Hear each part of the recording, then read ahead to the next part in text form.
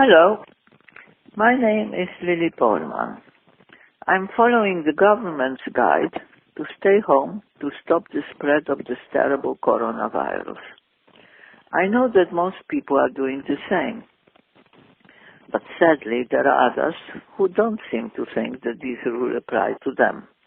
Perhaps they think that they are invincible. They couldn't be more wrong. I am Jewish, a Holocaust survivor who was born in Poland, and I can tell you, no one is invincible. The terrible events that swept across Europe under Adolf Hitler's murderous regime took the lives of millions of innocent people. Half of the 6 million Jews who were murdered were from my country of birth. During these dreadful times, I sadly lost my father, my little brother, and my grandparents. In fact, my mother and I were the only survivors of an extended family of over 300. Even now, nearly 80 years after these events took place, it's hard to explain how my mother and I survived. But I know that I wouldn't be here today if it wasn't for the actions of others. These remarkable people risked their lives to provide us with shelter, food, and safety in a world where danger and death were daily facts of life. They were exceptional individuals who chose to do what they could to help those who could not help themselves. Of course, I will forever be in their debt. They are extraordinary examples of the best of humanity.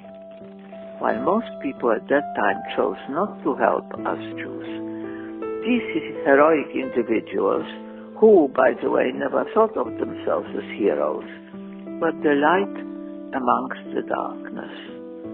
Their actions saved lives, while the inaction of many others enabled the murderers to kill with impunity.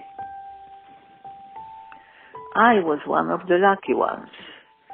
On the 29th of March 1946, as a young girl, I arrived in London to begin a new life.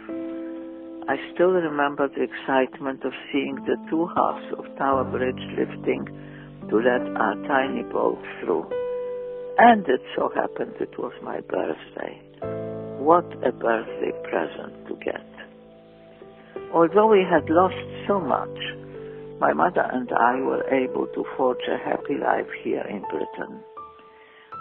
I will always be grateful to this country's welcome to us, and I will never forget the generosity, the humanity, and the incredible courage of those exceptional people, thanks to whom we survived.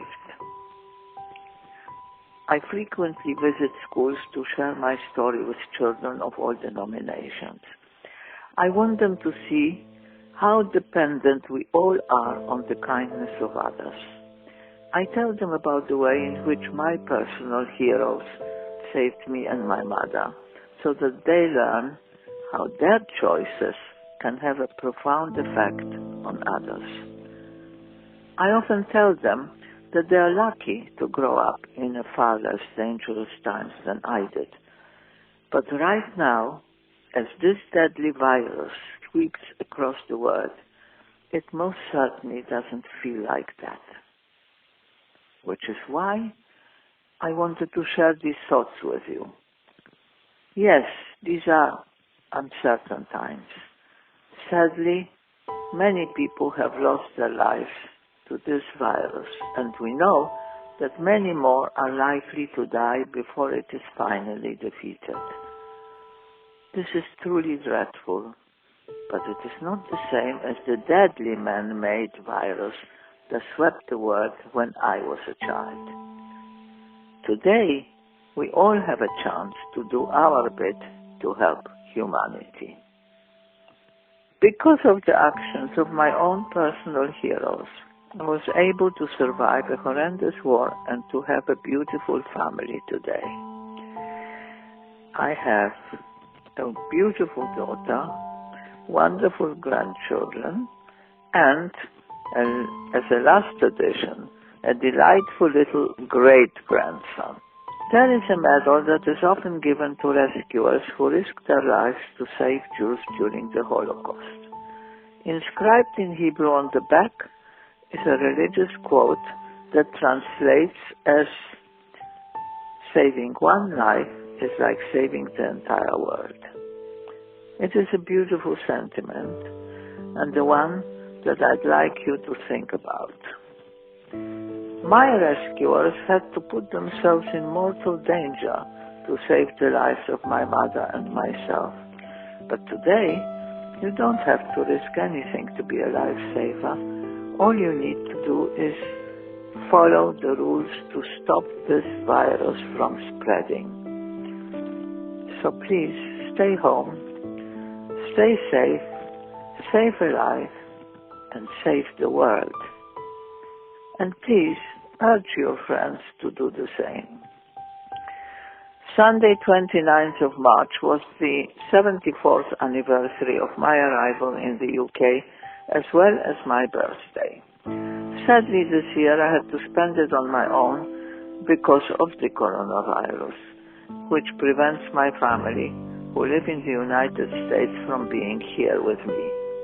But in these circumstances, the best birthday present I could possibly have is the knowledge that you have heard my message and chosen to do your bit to save our world. Thank you very much for listening. Keep well, stay safe, and God bless you all.